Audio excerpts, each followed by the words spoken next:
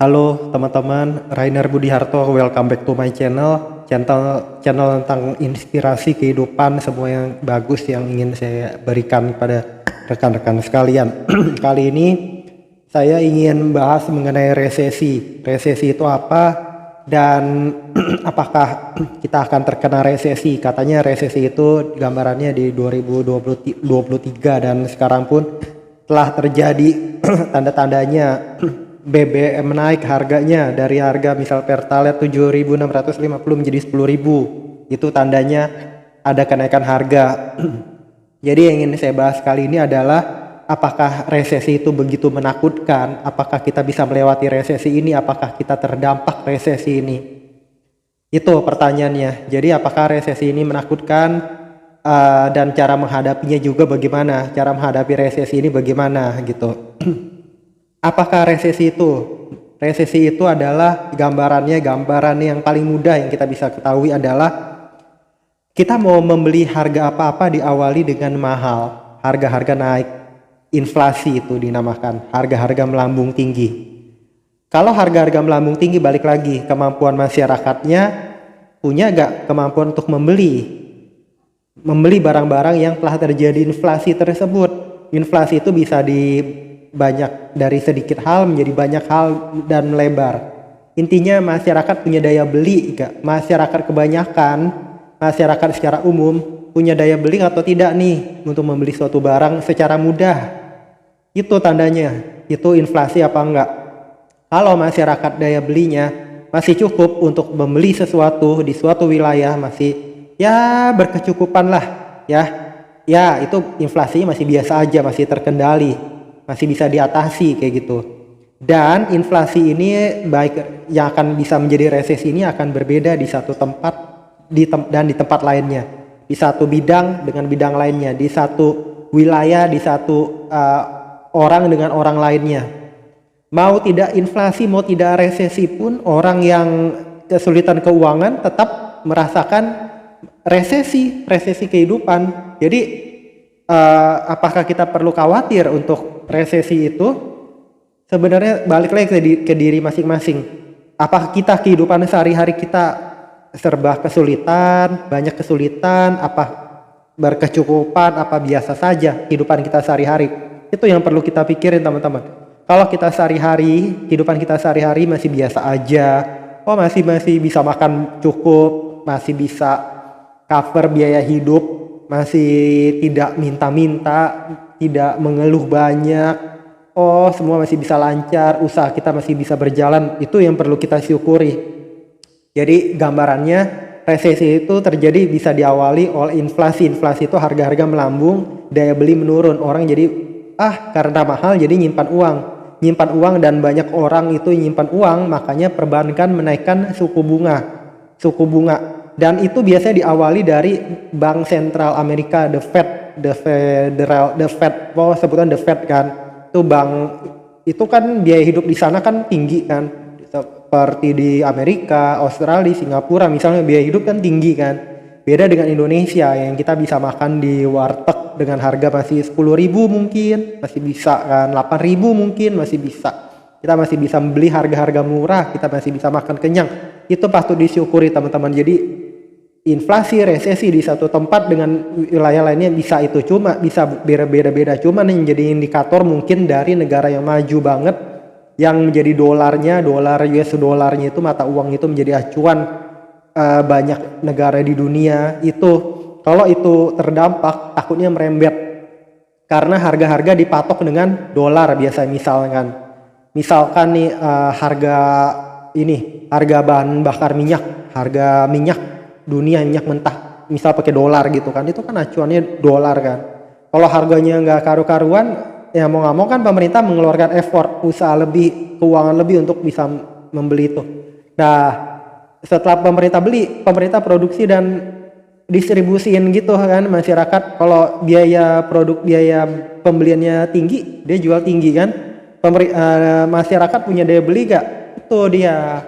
Kemudian biaya hidup sehari-hari, biaya makan di suatu negara, maka bersyukur banget di Indonesia kita punya apa namanya, bukan daya beli ya, daya beli itu otomatis yang tadi saya sudah bahas, tapi harga-harga masih terjangkau, harga-harga tidak sampai melambung luar biasa, biaya hidupnya masih biasa, biaya sewa, biaya tempat tinggal, harga tanah misalkan, biarpun ada lonjak-lonjak di suatu wilayah, tapi masih masih under control sebetulnya, tergantung kita nih kebiasaannya bagaimana sehari-harinya itu. Makanya kemudian harga makan, harga beli minum, kemudian biaya hidup sehari-hari, biaya listrik, biaya kita beli air minum, kayak gitu. Kemudian pelayanan masyarakat, biaya pengobatan, apakah ada kan yang free, BPJS kan. Kemudian kalau harga-harga obat, harga-harga bahan makanan, bahan dapur, itu semuanya pengaruh. Jadi kalau itu melonjak tinggi dan tidak bisa di cover oleh masyarakat, terjadilah inflasi di mana uang masyarakat tertahan, dan perbankan diindikasikan awal dari negara maju banget itu di Amerika menaikkan suku bunga yang tinggi. Suku bunga tinggi artinya pemerintah itu narikin uang agar apa namanya masuk ke sistem perbankan, keuangannya untuk dikelola, untuk ya bisa dikatakan, nggak tahu ya, saya juga nggak bisa jelas banget. Pokoknya gambarin kalau misalkan uang beredar banyak, agar uang beredar itu dikecilin, diambilin uangnya, tapi dengan iming-iming bunga besar kayak gitu. Jadi uang itu sedikit lagi di masyarakat, dan harga-harga diharapkan bisa stabil, bisa melandai kayak gitu. Resesi itu ditandai orang itu karena tadinya inflasi, jadi orang jadi kesulitan keuangan, karena harga-harga yang tinggi kayak gitu. Jadi kita bersyukur, balik lagi, Indonesia harganya itu masih murah-murah. Sekarang cara mengatasi resesi inflasi yang bisa terjadi dimanapun, kapanpun, tidak mengenal tempat, waktu, dan tidak mengenal siapapun. Kita bersyukur pertama kali kalau kita tidak mengalami kondisi kesulitan keuangan, itu intinya. Kemudian kedua, kalau kita harus mengupgrade kemampuan kita. Atau enggak, sebelum upgrade gini, kita selektif banget memang. Kalau apa yang kita butuhkan, kita beli. Kalau kita tidak butuhkan, kita tidak usah beli. Jadi kita betul-betul selektif dalam mengatur keuangan. Kemudian ya, hindari hal-hal yang kita itu spending money yang tidak perlu atau di luar kemampuan kita. Misalkan kemampuan kita misalnya harus membayar cicilan hutang kayak gitu kan. Itu adalah menambah beban kita kan, membebani kita untuk keuangan. Misalkan kita tidak sulit keuangan, tapi misalnya orang lain atau masyarakat atau perusahaan atau pemerintah atau negara misal mengalami kesulitan, sehingga terjadilah misalnya PHK, terjadilah kekurangan daya beli dari orang lain, atau perdagangan menjadi rada lesu kayak gitu, mungkin kita terdampak kan dikit. Kalau kita punya beban utang yang tinggi, kita tidak bisa bayar hutang, kita harus bayar beban bunga kayak gitu. Itu yang membuatkan kita menjadi agak kesulitan dalam hidup kayak gitu. Maka kita bisa hindarin. Kalau yang telah berjalan, kalau pinjaman telah berjalan segala itu bagaimana? Kalau kita punya pinjaman yang telah berjalan, ya kita manage baik-baik. Apakah kita nanti harus jual aset, atau kita harus ya tetap menjalankan pekerjaan kita dengan baik, dengan bersyukur, dengan jalani sedikit demi sedikit, berharap semuanya baik. Ya, dan kita mengurangi pos-pos pengeluaran yang lain, bisa juga itu terjadi kan. Intinya jangan sampai kita kesulitan keuangan, jangan sampai kita tidak bisa mengcover kehidupan kita sehari-hari, itu intinya. Oke, lalu kemudian ketiga ya, kalau nggak salah kita harus bisa upgrade kemampuan kita. Jangan kita hanya menjadi sesuatu yang tidak terlalu dibutuhkan, atau kebanyakan orang bisa mengerjakan hal tersebut, atau kita sesuatu yang diberikan biaya terlalu murah, kita usahain upgrade deh. Kita mulai dari TK, SD, kemampuan kita dari anak-anak, kemampuan kita ditingkatkan menjadi semakin bagus, semakin tinggi, semakin dibutuhkan, semakin bisa bermanfaat. Misalkan ya, kita menjadi lebih mengerti informasi teknologi, mengerti pembuatan bahasa pemrograman, bahasa komputer, itu kan makin dibutuhkan kan. Sekarang intinya itu inflasi atau stagflasi atau resesi itu adalah uh, ya orang itu gimana ya, misalkan produksi itu tidak bisa terserap oleh masyarakat kayak gitu-gitu ya. Tapi kan namun orang tetap harus berusaha kan, harus tetap hidup kan, tetap harus produksi kayak gitu. Nah, dan sistemnya itu waktu sakit, waktu masa pandemi segala, sekarang pun masih ada yang kena pandemi, ada yang enggak kan. Indonesia juga mulai banyak yang tidak terkena pandemi, tapi di negara lain ada yang masih terkena pandemi kan, di Amerika, mungkin di Cina, di mana, di Singapura. Nah, kita bersyukur di situ. Nah, itu akan mempengaruhi sistem pembayaran, sistem pemasaran, sistem penjualan barang, sistem apa ya, sistem bertemu orang. Kita upgrade di situ kemampuan kita. Apakah kita yang tadinya kita mungkin lebih dihargai dalam bisa menghasilkan sesuatu. Jangan kita itu gitu aja, hidupnya gitu-gitu aja. Itu misalnya kita jadi jago IT, jago bahasa pemrograman yang tadi saya sebut. Dan kita itu ya oke, dan kita kan berserah yang di atas ya, dan kita bisa saya gambarkan, jangan takut, jangan worry, kita bisa ngelihat aja kira-kira kita kena gak, kira-kira kita bisa mengcover kehidupan kita itu berapa lama, kira-kira kita tidak tergantung orang berapa lama, kita kira ini kita boros gak sih, kira-kira ini kehidupan nanti harga-harga bahan bakar semua akan terus meningkat gak. Jadi kita terus ini deh, melihat semuanya secara bijaksana, terus kita nggak perlu beli gini gitu yang ini. Jadi kita betul-betul selektif dalam penggunaan uang semua. Jadi bukannya kita nggak spending tapi under control, nggak foya-foya, nggak hura-hura.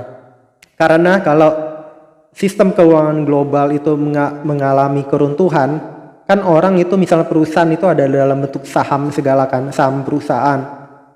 Saham perusahaan itu misalnya dimiliki banyak orang, aset-asetnya itu saham-saham itu dimiliki banyak orang juga. Kalau itu kan berentet tuh, kalau itunya tergerus kan itu juga orang berarti keuangannya menurun kan. Jadi gitu, jadi semua saling berdampak aja, dan tiap orang itu akan berbeda-beda kemampuannya. Misalkan ada kematian, ada apa, kelahiran baru, itu kan biaya terus keluar semua.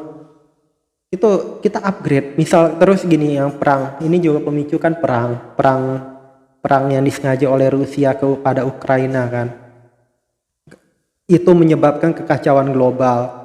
Banyak orang susah, jadi makin susah makin ya harus bangun hidupnya kembali, hartanya hilang. Itu kan bagi mereka juga resesi kan, bagi orang yang membantu pun juga ya pengorbanan suatu yang berkorban. Dan kita melihat gitu, pasokannya kan jadi rada pincang kan. Belum lagi nanti kalau perang gak berkesudahan, belum kalau misalnya ada yang pakai coba-coba nakal pakai nuklir, negara nanti hancur. Ya, misalkan penyediaan barang gas di Eropa, tadinya banyak jadi sedikit.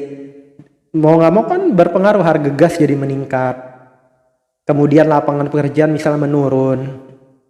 Kayak gitu. Nanti kemampuan suatu negara menurun apa enggak?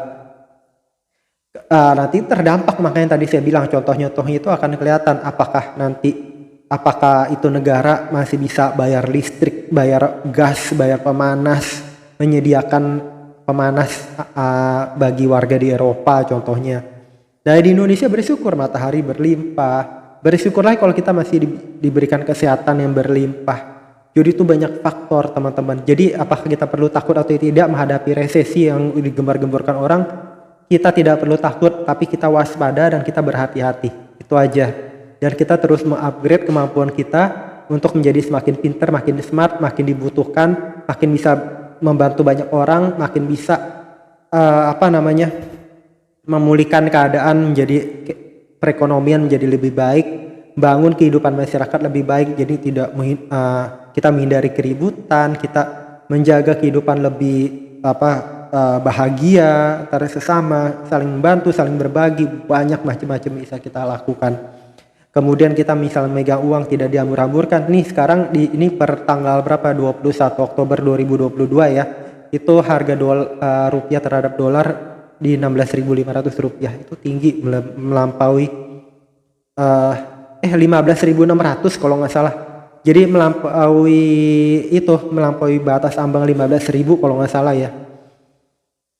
Luar biasa memang. Jadi ini dampaknya apa? Pemerintah harus membayar.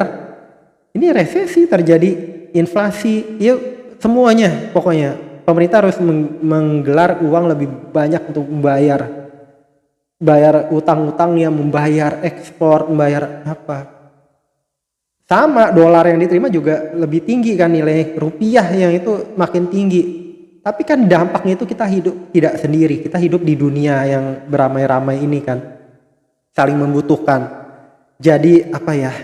Ya udah, akan beda antara satu dengan yang lainnya, dan kita bersyukur aja apa yang kita rasakan saat ini, kita lakukan yang terbaik, kita tidak menyalahgunakan kehidupan ini, kita bisa membantu orang, kita bisa mengupgrade kemampuan kita, dan kita berharap bukan kita saja, karena ini merupakan gabungan dan dampak secara global. Semoga perekonomian di Ukraina, perekonomian di Amerika, di negara-negara lain menjadi pulih. Apa yang perang dihukum, yang bersalah dihukum, jadi keadilan terjadi di mana-mana. Kalau semuanya membaik, kita semua akan terdampak menjadi lebih baik, dan lebih baik. Amin gitu. Itu yang ingin saya bagikan teman-teman. Kita tidak usah khawatir akan resesi, tapi kita harus terus makin bisa maju, makin berkembang, percaya sama yang di atas, sama Tuhan kita gitu. Kita akan diselamatkan terus, kita akan makin menjadi bahagia, makin ya bisa mengatasi semuanya. Semoga bermanfaat teman-teman. Jangan lupa subscribe, like, share, komen. Sampai jumpa di video-video saya berikutnya. Bye bye teman-teman.